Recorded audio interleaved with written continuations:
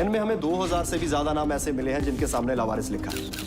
सारे शमशानों को मिला के ये आंकड़ा कम से कम 25,000 लाश। ओके, तो अभी मैं देख कर आया हूँ सतलुज एंड आई बिलीव कि जो कुछ भी मैंने अभी देखा, भगवान ना करे पंजाब और पंजाब के लोगों को ये सब कुछ दोबारा कभी देखना पड़े। हनीतरन ने जिस तरह से इस मूवी को बनाया है, मानो लगता ही नहीं कि भाई मैं कोई मूवी देख कर आया हूँ। ऐसा लग रहा है कि मानो मैंने लाइव फुटेजेस देखी हैं उस टाइम की जब पंजाब 1995 को सरवाइव कर रहा था। एंड मुझे लगता है कि मूवी में शायद उतना ब्रूटली दिखाया भी नहीं। इस मूवी को बनाने का पीओवी मुझे बहुत पसंद आया। पता है इस मूवी में सबसे बड़ा डिफरेंस मुझे क्या लगा कि जब भी किसी हिस्टोरिकल मूवी के बारे में बात की जाती है तो डायरेक्टर्स बिल्कुल सीधा सोचता है कि इस कैरेक्टर से मुझे प्यार करवाना है। एंड ओवर द टाइम इस मूवी में भी यही हुआ। मूवी सतलुज में हमें दिलजीत के कैरेक्टर से प्यार होता है, बट ये कुछ भी ऐसे ही नहीं हो गया। दिलजीत ने कोई हीरोइक एंट्री नहीं दी, पिछला बैकग्राउंड उनका इतना खास नहीं बताया गया। कुछ भी ऐसा नहीं था कि मूवी शुरू होने से पहले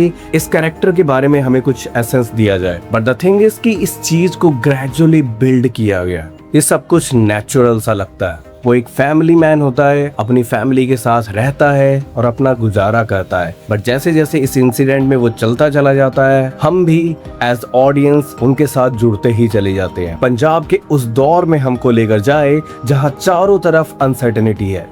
किसी को नहीं पता कि वो आज काम पे जा रहा है तो आज घर पे वापस आ पाएगा। चारों तरफ डर का माहौल है, लोग आपस में बात करने से भी डरते हैं। Militancy, bomb blast, target killing, ये सब मानो पंजाब के लिए एक कॉमन सी चीज होने लग गई थी। बट मूवी इन सब चीजों से अलग एक बहुत अलग मुद्दे को फोकस करती है कि इस पूरे केओटिक माहौल में लोग गायब हो रहे थे। डेड बॉडीज मिल रही थी बट उसकी कोई डेफिनेशन कहीं पर भी नहीं थी, ना किसी पब्लिक रिकॉर्ड में और ना ही पुलिस के पास। और मूवी खुद को सेटअप ही इस तरीके से करती है। जब दिलजीत का कैरेक्टर हॉस्पिटल में एक बहुत बड़ा पैटर्न नोटिस करते हैं जहां पे 1, 2, 3, 100 सारी ही बॉडीज अनआइडेंटिफाइड थी, जिसके बाद ये चीजें सिर्फ एक पेपर वर्क नहीं लगता, मानो लगता है कि भाई यहाँ एक बहुत बड़ा स्कैम चल रहा है। अब दिलजीत के कैरेक्टर के लिए इस चीज को सिर्फ जानना जरूरी नहीं था बल्कि प्रूव करना भी जरूरी था। बट यहाँ डायरेक्टर का टेक बहुत मैटर करता है, जहाँ इस चीज को वो बहुत ड्रामेटिक बना सकते थे। मानो बहुत सारे ट्विस्ट थे जो इस मूवी में डाले जा सकते थे बट फिर वो नेचुरल सा नहीं लगता। यहाँ एक सिंपल सी चीज हुई कि फाइल मिली, उसमें डेड बॉडीज के पैटर्न थे, जिसके बाद दिलजीत इस पैटर्न को समझ जाते हैं, जिसके बाद उनको कुछ गवाह भी मिलते हैं और इसी को लेकर ये इन्वेस्टिगेशन आगे बढ़ती है। मूवी के बारे में आगे बात करने से पहले मैं दिलजीत के बारे में बात करना चाहता हूँ। मुझे दिलजीत दोसांझ कभी भी उतने खास पसंद नहीं थे क्योंकि मुझे ऐसा लगता है कि एक सिंगर एक्टर वाला फिनोमिना बहुत ही क्लीशे सा होता है। बट इस मूवी में दिलजीत की परफॉर्मेंस देखने के बाद आई वुड फील कि मैं शायद ही उनको एक सिंगर की तरह देख पाऊंगा, क्योंकि जो परफॉर्मेंस इन्होंने इस मूवी में दी है मेरे लिए वो टोटली एक एक्टर बन चुके हैं जो कि एक कैरेक्टर ड्रिवन एक्टर होता है। इतना फिनोमिनल काम मैंने दिलजीत का अब तक कभी नहीं देखा था। और मूवी में ऐसे बहुत सारे सीन्स आपको मिल जाएंगे।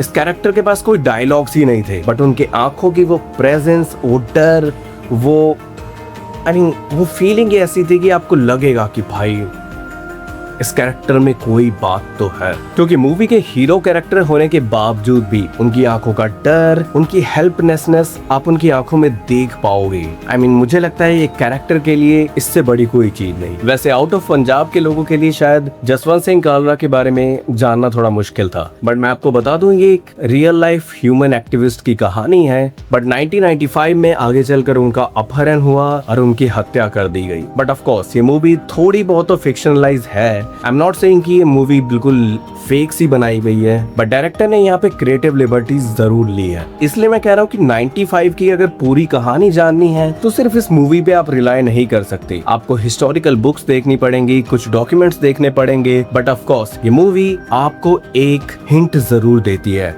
जहाँ फर्स्ट हाफ में दिलजीत के पास सिर्फ सवाल थे एंड मूवी के सेकंड हाफ में उनके पास सारे जवाब मिलने शुरू हो जाते हैं। मानो जसवंत जी को पता था कि जिस रास्ते पर वो जा चुके हैं वहाँ से वापस आने का कोई रास्ता है ही नहीं, क्योंकि जैसे जैसे वो रिकॉर्ड्स इकट्ठे कर रहे थे उनको पता लग रहा था कि उन पर किसी की नजर है और वो दिलजीत के कैरेक्टर की आंखों में दिखता है, वो फियर आप भी फील कर लोगे। मतलब बात अब सिर्फ जसवंत जी पर नहीं थी, अब उनकी पूरी फैमिली इस चीज में इन्वॉल्व थी, क्योंकि खतरा सिर्फ उन पर नहीं था। एंड ट्रस्ट मी, हनी तरन ने इस टेंशन को भी बहुत अच्छे से दिखाया। उनके पास ऑप्शन थे कि वो लाउड म्यूजिक या कुछ सस्पेंसफुल म्यूजिक डालकर इस सीन्स को और ज्यादा ड्रामेटिक बना सकते थे, बट ही चूज्ड साइलेंस, क्योंकि कई बार वो साइलेंस एक ऐसा डायलॉग बन जाता है जिसकी छाप मिटाए नहीं मिट सकती। क्योंकि जसवंत जी समझ चुके थे कि उनकी लाइफ अब मैटर नहीं करती,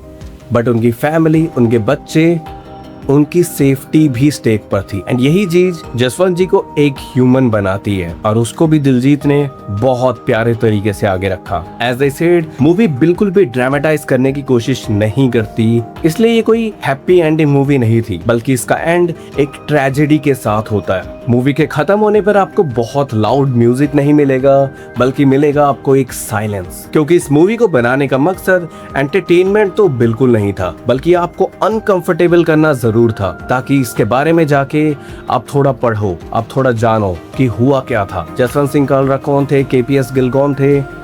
हालांकि कैरेक्टर्स के नाम अलग अलग हैं, बट ये आपको एक आग जरूर देती है। इस इंसिडेंट को आप भूल मत जाना, ये हमारे हिस्ट्री का एक बहुत काला सच है, जिसके बारे में जानना शायद सबके लिए बहुत जरूरी है। Of course, as I said कि मूवी क्रिएटिव लिबर्टी लेती है, तो इस मूवी पर पूरा भरोसा करने की बजाय आप अपने दिमाग का इस्तेमाल करो और थोड़ा बहुत और रिसर्च करो।